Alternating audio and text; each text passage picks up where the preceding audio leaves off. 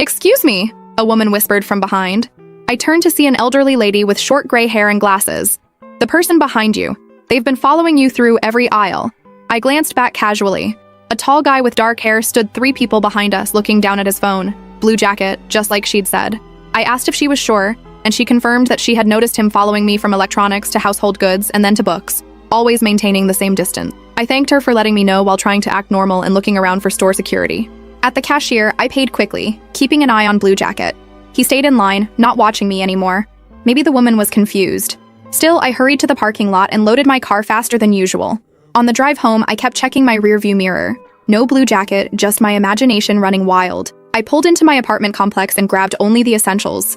Milk, eggs, bread, leaving the rest for later. My phone rang as I unlocked my door. Nathaniel, my ex-boyfriend from college, calling after 3 years of silence. When I answered, he explained that he needed to talk to me and asked if we could meet.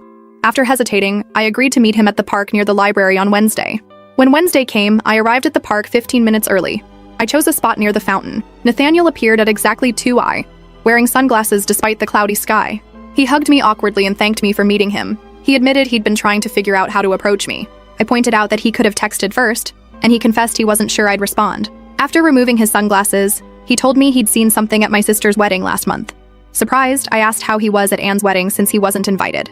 He explained that his cousin Eugene is friends with Troy, Anne's husband, and he was Eugene's +1. When I asked why he didn't say hello, he revealed it was because he saw Sheila, my mother. I shook my head and told him that was impossible since my mother wasn't at the wedding and had died when I was 12. Nathaniel insisted that he knew what my mom looked like from photos and that the woman at table 8 was definitely her. Getting upset, I stood up and told him this was crazy. I explained that my mother was dead and I went to her funeral. He asked if I saw her body, and I told him it was a closed casket because she died in a car accident. As I grabbed my purse and started to leave, he called after me, saying she had looked right at him and recognized him from when we dated.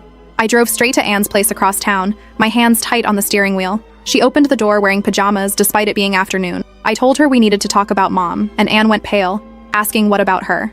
When I mentioned Nathaniel saying he saw her at the wedding, Anne poured herself a glass of water and said he must be mistaken. I agreed that's what I told him too, but mentioned he seemed so sure. Anne sat at the kitchen table and started to reveal the truth. She didn't die in that accident. Dad made it up. They were getting divorced and Anne trailed off. She left us. Dad couldn't handle the truth, so he told us she died. I couldn't believe it, mentioning there was a funeral. Anne explained it was an empty casket and that Dad had paid the funeral director to go along with it.